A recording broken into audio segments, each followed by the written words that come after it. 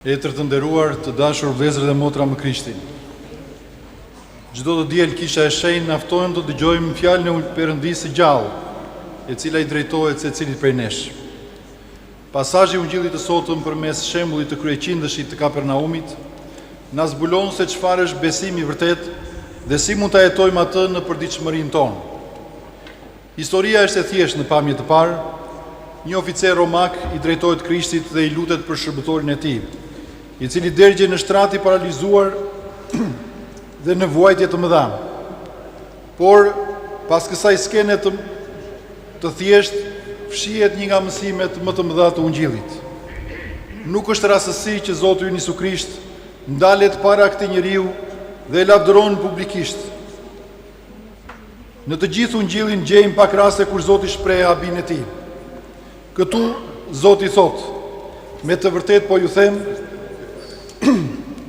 se as në Izrael nuk kam gjetur një besim kaq të madh." Këto fjalë duhet të na bëjnë të reflektojmë të gjithë. Përse Zoti Krisht nuk e tha këtë frazë për skribët, për farisejt, apo dhe për dietarët e ligjit? Përse nuk e tha për ata që kishin pritur Mesian prej shekujsh? Po përse e tha këtë për një ushtarak romak që në fund të fundit ishte një pagan? Përgjigjja është kjo: sepse Perëndia nuk shikon atë që shohim në njerëzit e botës. Njerëzit shohin pozitën, prejardhjen, dijen ose pushtetin, ndërsa Perëndia sheh zemrën e secilit prej nesh. Njeriu, na thot libri i parë i Samuelit, shikon pamjen e jashtme, por Zoti shikon zemrën. Dhe diku tjetër, ungjillori Lukai na thot: "Ju jeni ata që justifikoni veten përpara njerëzve, por Perëndia i njeh zemrat tuaja." Besimi nuk matet me përkatësinë e jashtme, por me dorëzimin e plotë të zemrës ndaj vullnetit të tij. Kryeqindëshi nuk ishte pjesë e popullit të zgjedhurit të Izraelit. Ai nuk ishte mësuar në sinagoga, nuk njihte në thellësi ligjin e Mojsiut dhe nuk ishte rritur me premtime profetike. Megjithatë, zemra e tij ishte hapur për të vërtetën. Ai kishte kuptuar diçka që shumë të tjerë nuk e kishin kuptuar, se përpara Krishtit nuk qëndronte thjesht një mësues apo një profet, por vetë ai që kishte pushtetin mbi jetën dhe vdekjen. Dhe ky është mësimi i parë që ne nxjerrim nga ky pasazh i Ungjillit të sotëm të ungjillor Mateut. Edhe sot ndodhe njëjta gjë. Ka njerëz që nuk flasin shumë për fen, por jetojnë me një ndërgjegje të pastër, jetojnë me dashuri, jetojnë me sakrifica dhe besim. Ka të tjerë që dinë shumë për Perëndin, por e kanë në zemrën të mbyllur dhe nuk i zbatojnë fjalët e tij në jetën e tyre. Prandaj, ne nuk duhet të gjykojmë askënd. Vetëm Perëndia e njeh thellësimin e zemrës njerëzore. Vetëm ai njeh zemrën e secilit prej nesh. Së dyti, ky ungjill na mëson dhe na zbulon edhe një virtyt tjetër të madh të kryeqindëshit. Ai nuk vjen te Zoti për të kërkuar diçka për veten e tij. Nuk kërkon shërim për trupin e tij. Nuk i kërkon Zotit pasuri, nuk i kërkon lavdi apo pushtet. Ai vjen për shërbëtorin e tij. Në kohën e Romës, një sklav konsiderohej pjesë e pasurisë së zotërisë së tij. Shpesh trajtohej si një send, si një objekt që mund të zvendësohej. Mirë po, ky oficer romak nuk mendon kështu. Ai e sheh shërbëtorin e tij si njëri që vuan dhe zemra e tij dhem për të. Para se të shërohet trupi i shërbëtorit, shohim shëndetin shpirtëror të zotërisë së tij. Dashuria e tij është më e fortë se autoriteti ushtarak. Zemra e tij është më e madhe se grada apo spaletat që ai mban mbi supe. Sa shumë kemi nevojë për këtë mësim në kohën tonë. Jetojmë në një kohë ku shpesh njeriu vlerësohet për atë që zotron dhe jo për atë që ai është. Marrëdhëniet midis njëri tjetrit janë ftohur. Njerëzit parapëlqejnë të izolohen dhe secili rrezikon të mbyllet në botën e vet. Ungjilli i shenjtë na kujton se besimi nuk mund të ndahet kurrë nga dashuria. Nuk mund ta duam Krishtin dhe të jemi indiferent ndaj vuajtjes së tjetrit. Kjo më kujton një histori. Një prift i një enorie vizitonte një spital aty pranë kishës së tij ku ai shërbente dhe shikte çdo ditë një burrë të moshuar që rrinte pranë shtratit të një pacienti. Mendoi se ishte vllai i tij ose një i afërm i tij. Kur e pyeti, ky burr i moshuar buzëqeshi dhe i tha: "Jo, nuk kam asnjë lidhje gjaku me këtë. E kam njohur vite më parë. Tani nuk ka askënd që ta vizitoj dhe mendova se nuk duhet të mbetet vetëm këtu në spital." Dhe atje pyeti përsëri: "Po pse po sakrifikon kaq shumë kohë për një njeri që nuk është i afër myt?" Plaku uli kokën dhe ju përgjigj me qetësi: "Sepse besoj se kur të dalë përpara Zotit, ai nuk do të më pyes se sa njerëz kam njohur në jetë, por se sa njerëz kam dashur në të vërtetë." Kryepiskopi Joan ka theksuar shpesh në predikimet e tij se besimi nuk është një teori për të diskutuar, por një jetë që duhet jetuar çdo ditë me Krishtin. Pikërisht këtë na mëson edhe kryeqindëshi në pjesën e Ungjillit të sotëm. Ai nuk zhvillon diskutime teologjike me Zotin. Ai nuk kërkon argument. Ai beson Krishtit dhe ja dorëzon atij plotësisht dhimbjen e zemrës së tij. Por pikërisht në këtë çast ndodh momenti më tronditës i gjithë pasazhit të Ungjillit. Dhe Zoti Krishti thotë: "Unë do të vi dhe do ta shëroj." Megjithatë, përgjigjja e kryeqindëshit është krejt ndryshe nga ajo që ne do të prisnim. Zoti, thot ai: "Unë nuk jam i denjë që të hysh në stren time, por thuaj vetëm një fjalë dhe shërbëtori im do të shërohet."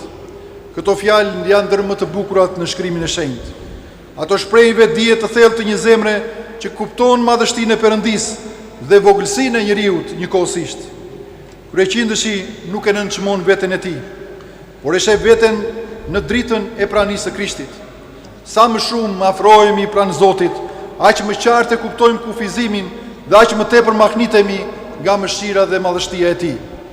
Shën Joan Gojarti, duke komentuar këtë pjesë të Ungjillit, vëren se kryeqindëshi nuk u dallua vetëm për besimin e tij, për dashurinë e tij, por edhe për purulësinë e tij. Ai shkruan: "Purulësia është themeli i çdo virtyti, pa të edhe veprat më të mëdha humbasin shkëlqimin e tyre." Prandaj Zoti Krisht nuk lavdëron vetëm me fjalët e kryeqindëshit, por gjendjen e zemrës së tij. Besimi dhe purulësia nuk mund të ndahen, njëra ushqen tjetrën. Besimi pa purulësi ndrohet në krenari shpirtërore, ndërsa purulësia pa besim mund të kthehet në dëshpërim. Te kryeqindëshi, të dyja këto veçori integrohen në mënyrë të përsosur. Për ta shpjeguar besimin e tij, ai përdor një shembull nga jeta ushtarake. Ai thotë: "Edhe unë jam njëri në pushtet dhe kam ushtar në urdhrat e mi. I them njërit shko dhe ai shkon, dhe tjetrit edhe ai vjen." Sa e thjesht dhe sa e thellë është kjo logjik. Kryeqindëshi e di se një urdhër i dhënë me autoritet nuk ka nevojë për praninë fizike të komandantit që të zbatohet. Nëse kjo është e vërtetë për pushtetin njerëzor, atëherë sa më tepër për pushtetin hyjnor. Ai beson se fjala e Krishtit është fjalë krijuese, shëruese dhe sovrane mbi çdo ligj të natyrës. Nuk ka nevojë që Krishti të prektë sëmurin, mjafton që ai të flasë. Kjo është arsyeja, na thot kryepiskopi i Lumurim Zot Anastasi në një predikim mbi këtë pjesë të Ungjillit të sotëm, se përse Krishti ynë mahnitet, dhe vazhdoi citimin. Nuk është vetëm besimi se ai mund të bëjë një mrekulli, por besimi se fuqia e tij nuk njeh kufi, nuk pengohet nga largësia dhe nuk ushtëzohet nga rrethanat. Edhe sot ne shpesh mendojmë se Zoti është larg nesh. Kur përballemi me sprova, me sëmundje apo dhe me dhimbje, pyesim: ku është Perëndia? Por Ungjilli na mëson se nuk është Zoti ai që largohet prej nesh. Ai është gjithmonë pranë nesh. Ajo që sheh, ajo që shpesh do bësohet është besimi ynë. Ne kërkojmë shenja të jashtme, ndërsa Krishti na fton të besojmë në fuqinë e fjalës së tij. Një nga shejtorët e mëdhenj, Shën Nikola Velimirović, shkruan se besimi është syri i shpirtit. Ai e sheh atë që sytë e trupit nuk mund ta shohin. Në një nga predikimet e tij, kryepiskopi Joan shprehu se sa më shumë afrohemi te Krishti, aq më shumë kuptojmë jo madhështinë tonë, por madhështinë e dashurisë së tij. Këto fjalë përmbledhin përvojën shpirtërore të kryeqindësit. Ai nuk mbështetet në meritat e veta, por vetëm te mëshira e Krishtit. Ai nuk kërkon të tregojë se sa i mirë është, por se sa i madhërisëm është Zoti. Nuk ky është dallimi midis kryeqindësit dhe farisejve. Farisejt mendonin se ishin të drejtë dhe nuk ishin nevojë për hirin e Perëndisë. Kryeqindësi ndjehej i padenjë dhe për këtë arsye u bë pjesëtar i hirit. krenaria e mbyll derën e zemrës, ndërsa përulësia e hap atë për Perëndin. Edhe ne jemi të thirrur të pyesim veten, mbi çfarë mbështetet besimi ynë? A mbështetet ai tek sukseset tona, tek dituria apo tek bindja se gjithçka mund ta zgjedhim vetë? Apo mbështetet te fjala e Krishtit, e cila mbetet e pandryshueshme në çdo kohë? Në kohën që po jetojmë, kemi mësuar të kemi besim te teknologjia, tek shkenca dhe tek fuqia njerëzore. Të gjitha këto janë dhurata të çmuara, por ato nuk mund ta zvendësojnë kurrë si Perëndin. Ato nuk mund të shërojnë plagët e shpirtit tonë, nuk mund të falin mëkatin dhe nuk mund të japin njeriu jetën e përjetshme.